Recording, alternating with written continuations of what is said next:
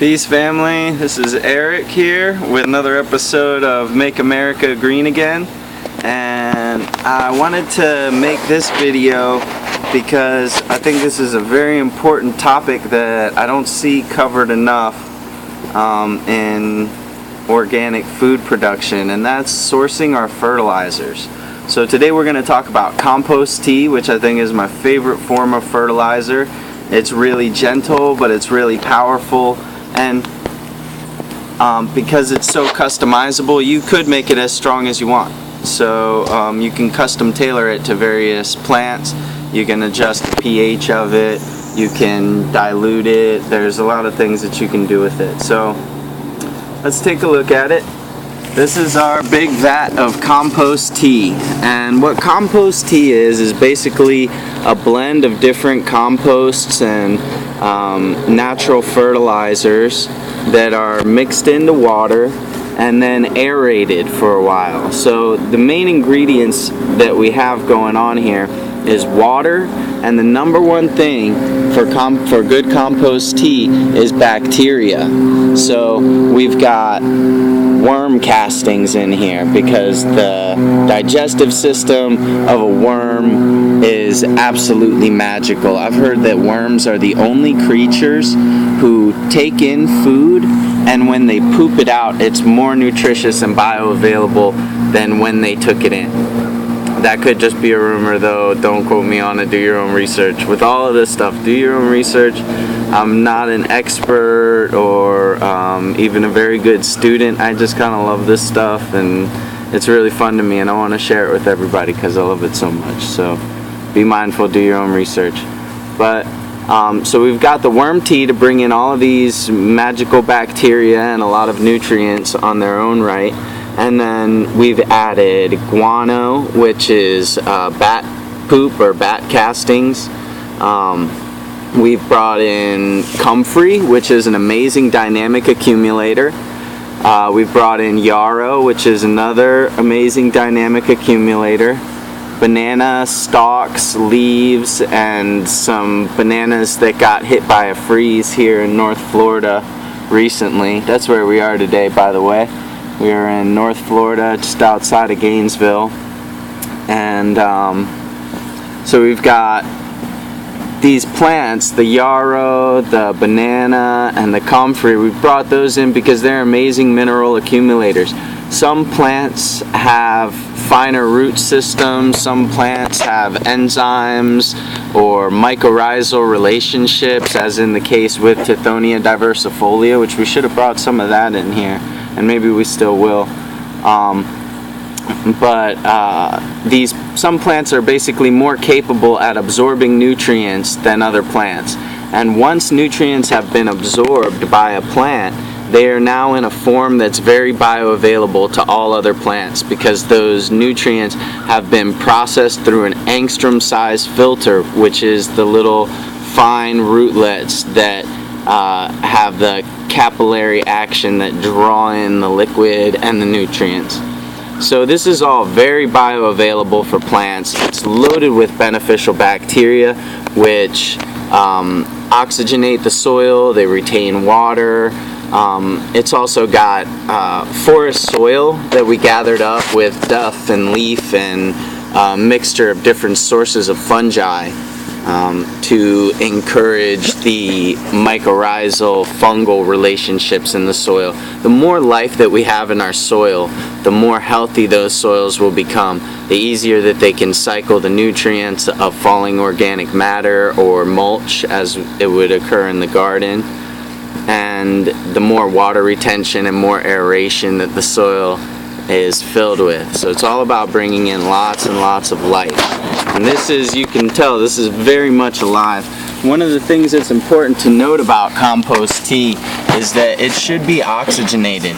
The best bacteria for our garden soils are aerobic bacteria because we want oxygen-rich soils.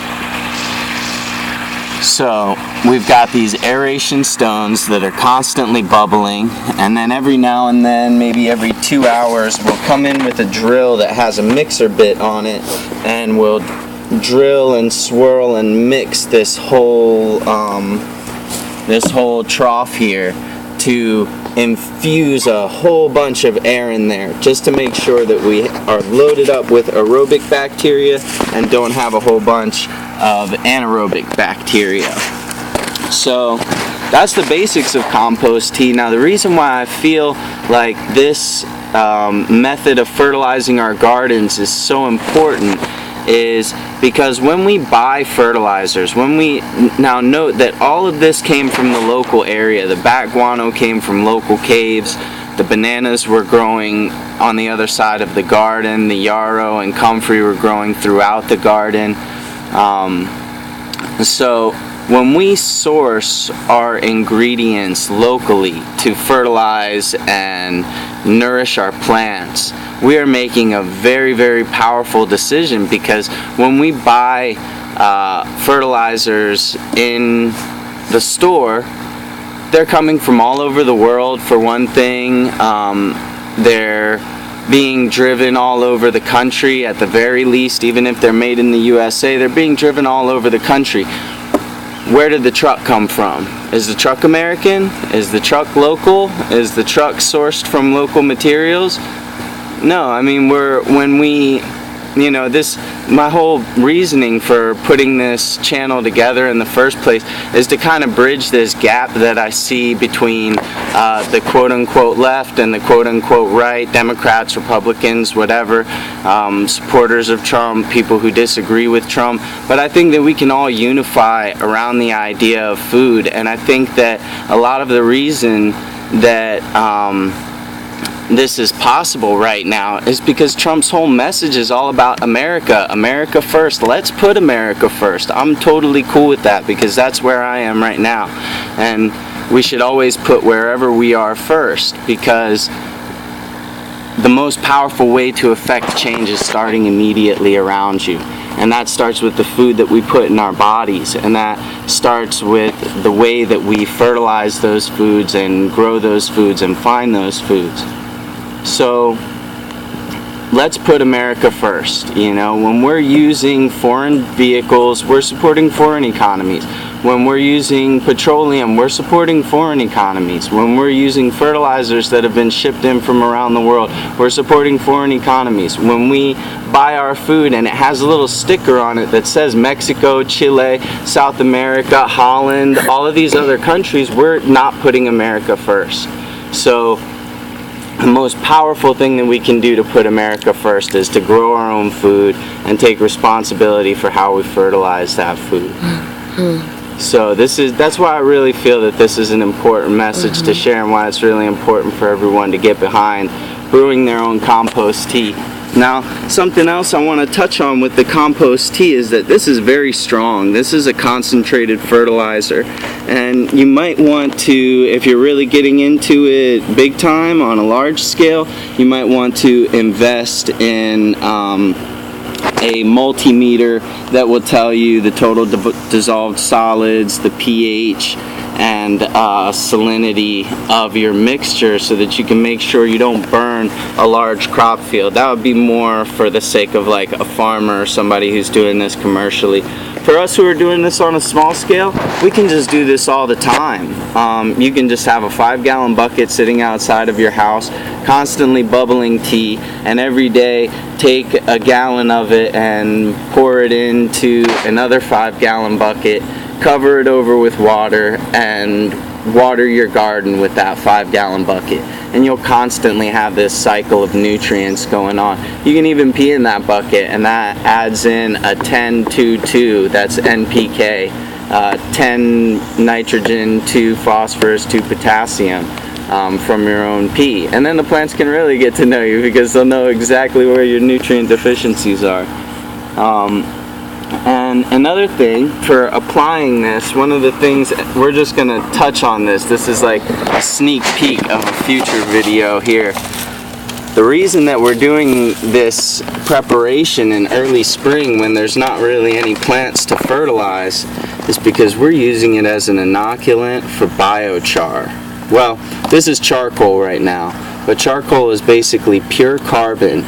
And all of the nutrients and all of the bacteria in this powerful brew of compost tea are going to bond the nutrients are going to bond to the carbon, and the microorganisms are going to take up residence in the little pockets and cavities created by the structure of this carbon, and they're going to live in the soil for as long as 10,000 years possibly.